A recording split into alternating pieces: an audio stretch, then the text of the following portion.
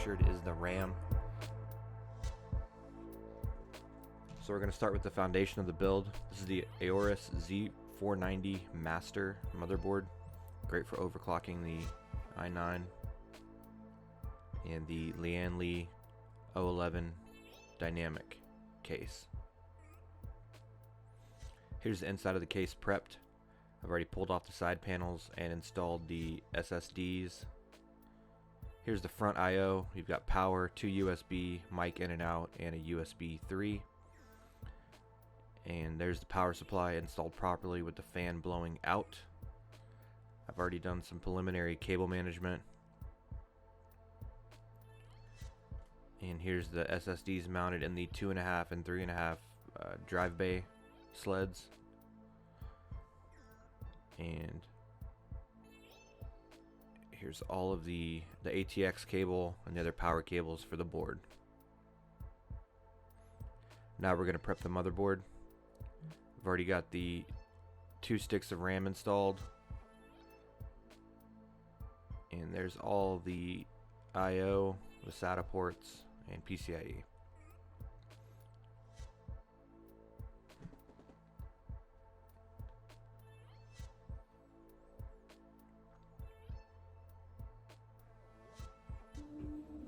So now we're going to install the chip into the socket. Opening up the case. Chip's pretty well packaged. It's inside of a clamshell inside the box. i9 10900K.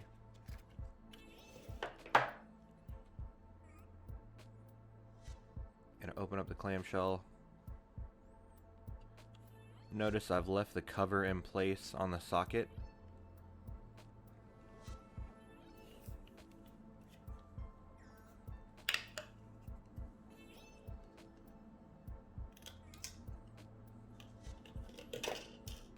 And once I've got the chip out of the clamshell, I'm going to carefully place it in the correct orientation. You can see there's 2 small round notches. And then pull the top of the socket down. It's spring loaded. And the plastic cover will pop off. It takes a lot of tension, more than I thought, to get it to come down. Make sure you save that cover, because for any reason, if you have to return the board, they'll need it. And as you can see, I've already installed the cooler nuts onto the board, because I won't be able to get to the back of the board once it's installed in the chassis. And for this board, you have to take off the heatsink for the top M.2 drive, because one of the holes for the motherboard screws is under it. So even if you weren't installing an M.2, you have to remove it. So I'm lining up the integrated I/O shield into the motherboard and making sure all the standoffs are properly set under the board. And once I've got it in there, it takes a little bit of fiddling to get it to sit properly. And I'll start with the center screw and work my way around.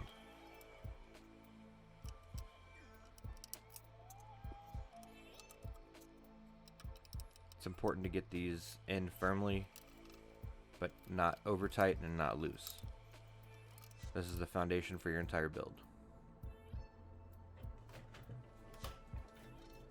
So now that I've got the motherboard in, I'm going to start attaching all my cables.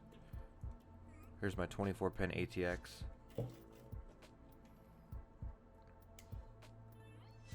And you want to make sure all your cables are inserted until they click. They're seated firmly and in the proper orientation. And there's USB 3.2, USB-C.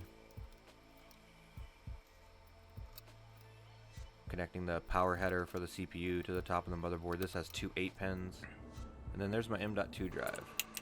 So I'm going to take off the screw for the 2280 size. The standoff's already in the right spot. And then the shrink wrap for the heat sink. And it's important that you put this in at 30 degrees. I didn't have it at first and it was just kind of falling down. But once you have it at the right angle, you'll see right here, I get it in, it'll hold itself up. And then once you screw down the holder, it'll hold it in.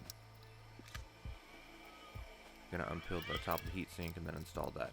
M.2 drives can run a little hot when they're in use, so this is a pretty nice board that they've included heat sinks. Just a little pea size of thermal compound, and then we're going to install the air cooler. Started with an air cooler. I'm going to upgrade to a custom loop later, but this is how I wanted to start the build so I could tweak and tune, and then once I get my GPU, I will do the custom loop, water loop.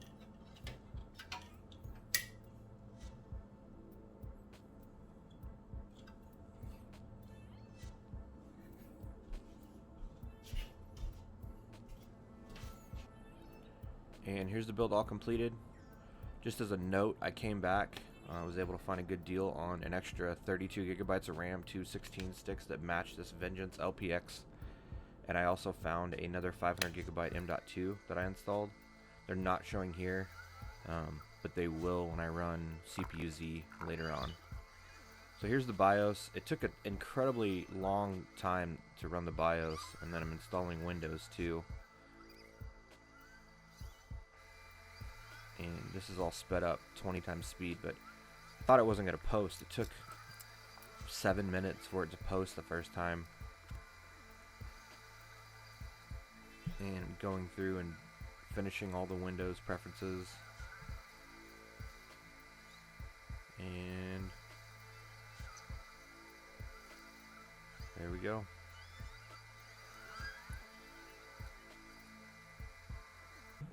Alright, so this is booting after about a week after I've had the system. I'm going to run CPU-Z and show you kind of the specs on the system now. And then I'm going to run a validation. So i9 10900K, we're running at about 4900 megahertz. I'm not really overclocking. I'm just running with what the board wanted out of the packages. Got the F3 BIOS. This is the dual BIOS board, so the other one I have running F7, which is the most recent BIOS.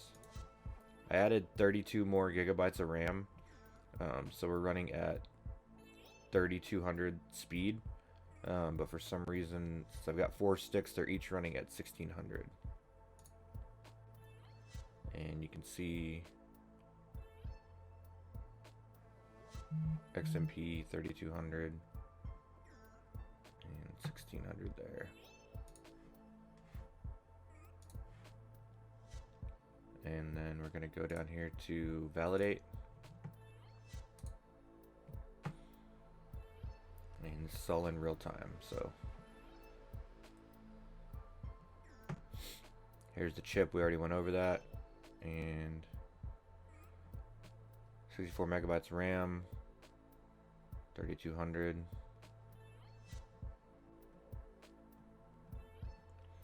And I've got a display link running 3 monitors because I can't get a GPU right now. So got the 860 Evo, that's SATA 1, 860 Evo, that's SATA 2, that's my scratch drive, 970 Evo, that's my boot drive, and then 970 Evo, that's my project file drive. And then I've got 3 Samsung displays. So hopefully that kind of shows you how to, it's not too daunting to build your own desktop. And if you have any questions, feel free to drop a comment below.